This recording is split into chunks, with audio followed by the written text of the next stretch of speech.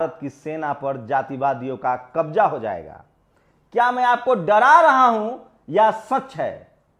नमस्कार, मैं शंभू कुमार सिंह और आप देख रहे हैं नेशनल दस्तक। जो रणनीति है इस सरकार की, सरकार मतलब केंद्र सरकार की, और जो अग्निवीर स्कीम लाया गया है, लगता तो यही है कि अंतिम किला भी ढहने वाला है और भारत की सेना पर जातिवादियों का कब्जा हो जाएगा। और आप कल्पना कीजिए, मात्र 50,000 सैनिक थे अंग्रेजों के पास और उसने भारत जैसे राज्य पर कब्जा कर लिया था। तो क्या कम से कम 3 से 4 लाख सेना के जवान को लेकर इस देश पर कब्जा नहीं किया जा सकता है? क्या इसी की तैयारी चल रही है? जी बिल्कुल, लग तो ऐसा ही रहा है। सोशल मीडिया पर सब कुछ साफ हो गया है। अग्निवीर स्कीम के तहत आर्मी में जवानों की भर्ती निकली है। उसमें जवानों से उसकी जाति और उसका धर्म पूछा जा रहा है। मैं आपको बता दूं कि भारत के संविधान में किसी भी तरह की जाति का प्रावधान नहीं है, कैटेगरी का प्रावधान है।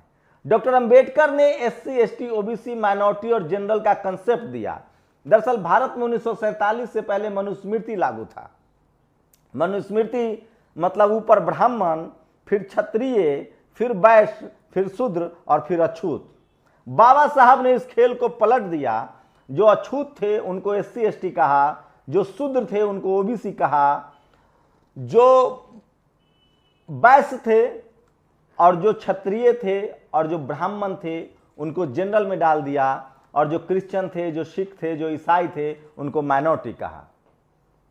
लेकिन सेना की नौकरी में आरक्षण का प्रावधान नहीं है। आप सोचिए, इस देश में कोई आर्मी चीफ, इस देश में कोई नेवी चीफ, कोई इस देश में एयर मार्शल अब तक एससी, एसटी, ओबीसी का आदमी नहीं बना है।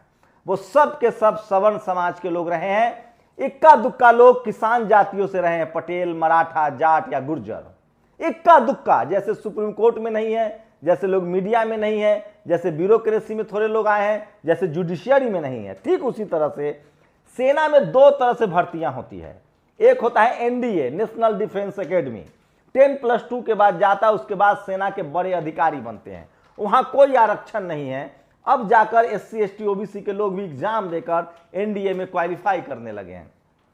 दूसरा होता है SSC, short service commission. Graduation करने के बाद आपको मौका मिलता है, उसमें भी आप अधिकारी बनते हैं। और तीसरे लेवल पर भर्ती होती है जवानों की। जवानों की भर्ती होती है जो सेना की रीढ़ होती है। भारत में 5 लाख से ज्यादा सेना के जवान हैं। अब